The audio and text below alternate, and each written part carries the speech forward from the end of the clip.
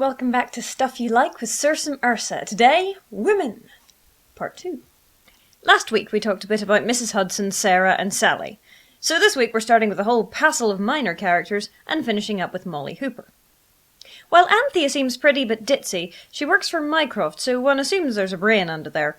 She may be constantly glued to her not Blackberry, and I've always imagined she's just playing Snake on it in her downtime, but she's piqued my interest, so I hope we see a little bit more of her.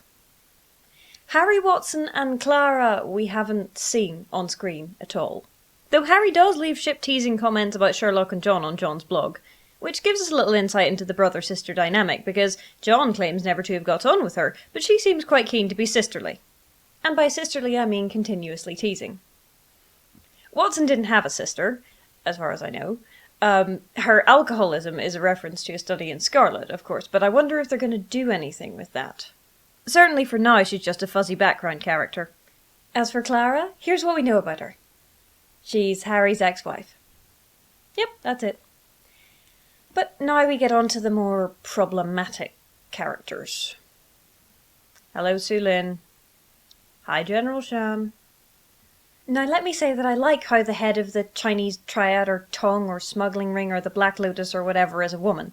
Equal ops in villainy and all that. I also like how she's a different female villain. You only tend to get one type in fiction.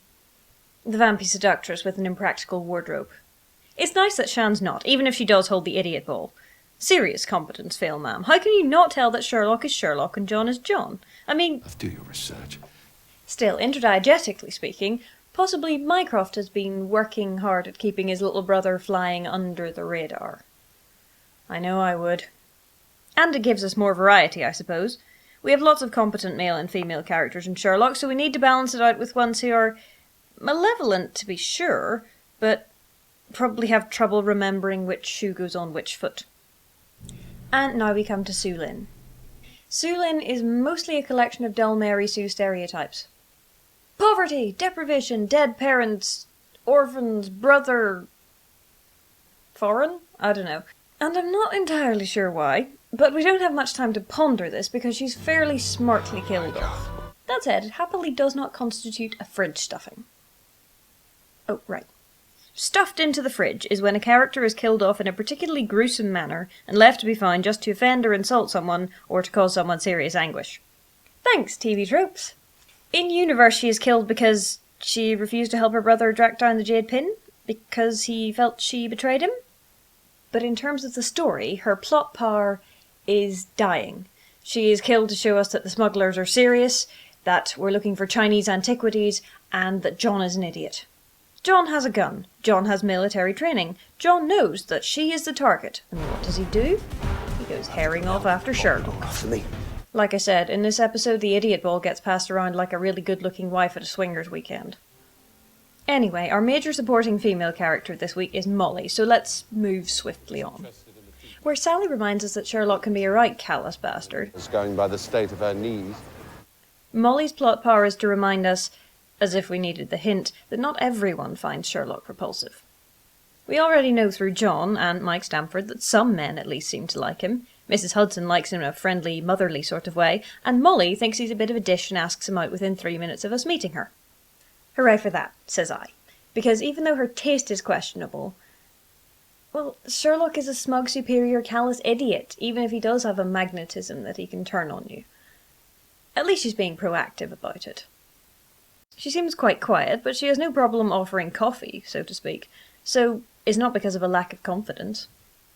I like how she can be quiet and still be confident. The stereotype of people who are a bit shy all being cripplingly self-conscious all the time is... Sherlock's not quite the misogynist Holmes was, but that's because he hates everyone equally. He manipulates Molly, embarrasses Sally, charms Mrs. Hudson, is impatient with Sarah. Yeah, that sounds pretty bad, but he also embarrasses Lestrade, insults Anderson, fights with Mycroft, and generally acts like a jerk to most everybody. Some of them respond in kind, and some try to be kind, but neither technique seems particularly successful. Molly confuses me a bit, I must confess, but that's probably only because I got over the attraction to Burks who will break your heart with a smile years ago. Still, flaws make characters interesting, and her bad taste in men, Sherlock, Jim from IT, doesn't spill over to other areas of her life. She's girly and a bit silly, but she's also good at stuff. Hooray for variety!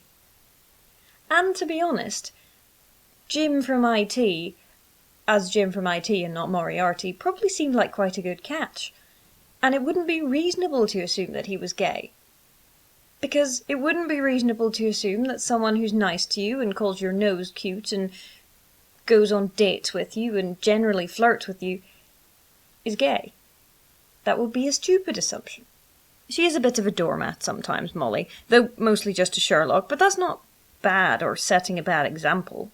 All the characters are flawed, all the characters have faults, and all of the characters have moments where you wish to beat them with a clue stick. And that hints at their depth and their complexity, even if you don't really have time to show it on screen. So in conclusion, Sherlock's cast is wonderful. Sherlock's female characters are mostly wonderful, and even the ones who aren't wonderful have at least one redeeming feature. Shan is a practically dressed female villain, Soo Lin is good with antiquities, Sally and Molly are really good at their jobs. Really what I'm trying to say is that the female characters of Sherlock are just that. Characters. They have flaws and weaknesses and strengths and motivations and complex personalities, and that's really good.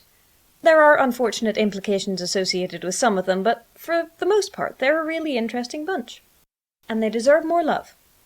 And screen time. And fic. In a fortnight we are rounding off Sherlock season with Jim versus Moriarty, but tune in next week for Mycroft and Lestrade. See you then. Bye bye.